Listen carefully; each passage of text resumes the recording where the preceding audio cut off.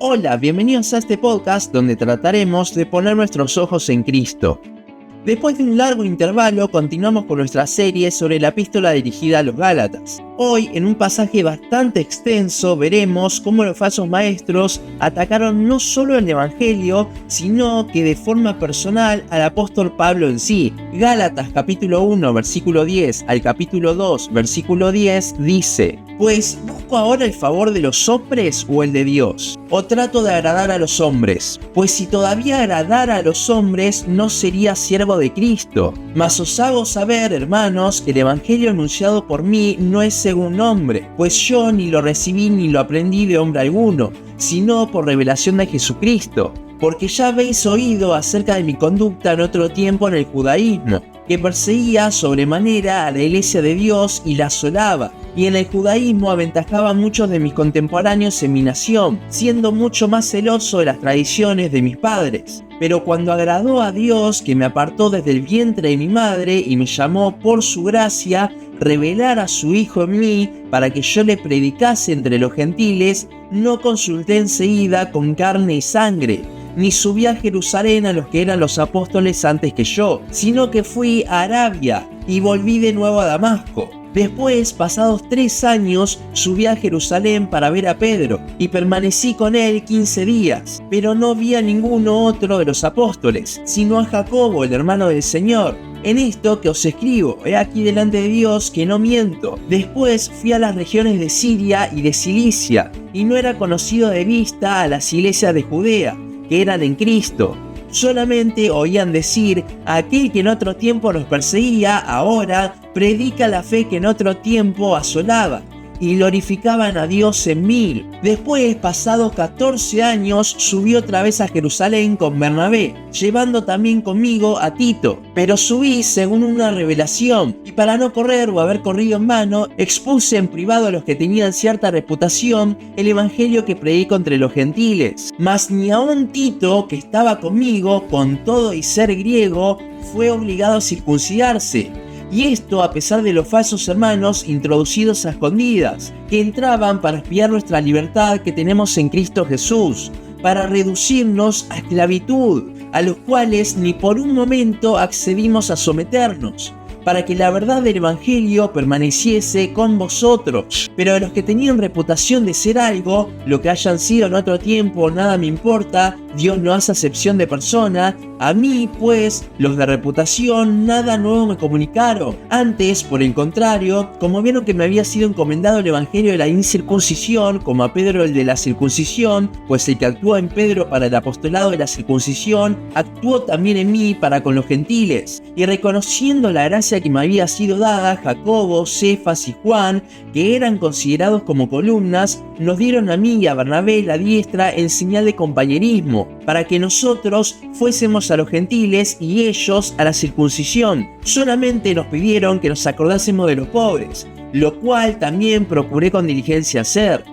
Este pasaje lo iba a dividir en 2 partes, pero al ser tan histórico y hablar tanto de lo mismo, me pareció bueno hacerlo todo junto. Como hemos visto en la introducción de la serie, que si no se la acuerdan les recomiendo que la repasen, les dejo el link acá abajo, las iglesias en el sur de Galacia, probablemente las que Pablo fundó en el primer viaje misionero, estaban siendo atacadas al poco tiempo que el apóstol se fue por personas que querían sumar la ley judía al cristianismo. Y con esto no solo estaban atacando el mensaje, sino al mensajero. En el capítulo anterior de la serie vimos cómo Pablo defiende el mensaje del evangelio, aunque luego en la carta continuará defendiéndolo. Y hoy veremos cómo se defiende a sí mismo. Ahora hay que tener algo bien claro: no lo está haciendo por su reputación ni por su orgullo, sino por defender el mensaje que él predicaba, el evangelio. Desde el versículo 10 del primer capítulo vemos un resumen de lo que desarrollará después. Pablo dejará bien en claro que esto no lo está haciendo por fama ni para caer bien. En su pasado como Saulo, versículos 13 y 14, ya estaba bien posicionado. No le hacía falta nada, o bueno, casi nada, ya lo veremos. Pero en lugar de quedarse allí, dejó todo. ¿Por qué? Lo vemos en los versículos 15 y 16. Porque por gracia del Señor se le reveló la verdad.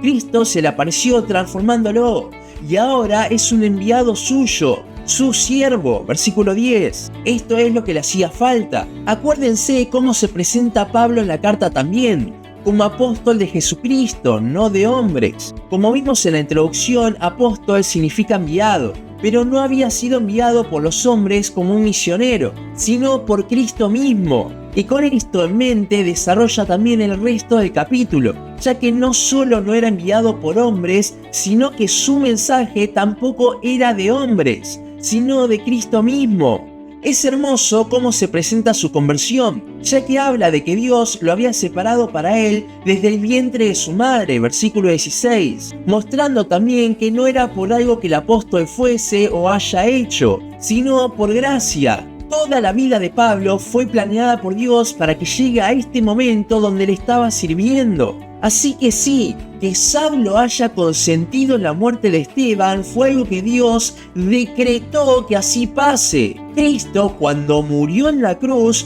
murió por el pecado de Saulo de consentir en la muerte de otros sus escogidos. Es algo tremendo de pensar, pero es parte del gran plan de Dios por medio del cual Él se glorifica.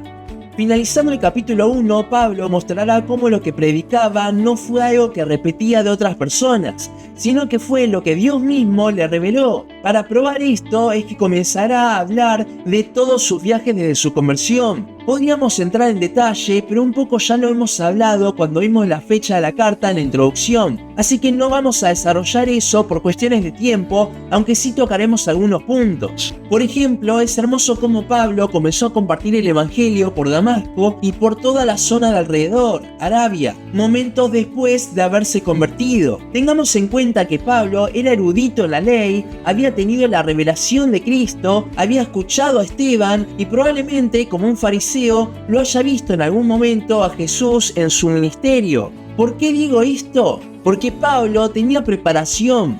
Y es buenísimo tener el corazón de convertirnos y querer compartirlo a todo el mundo. Pero también debemos ser prudentes y prepararnos para presentar a Cristo cada vez más perfecto y hermoso por medio de su palabra.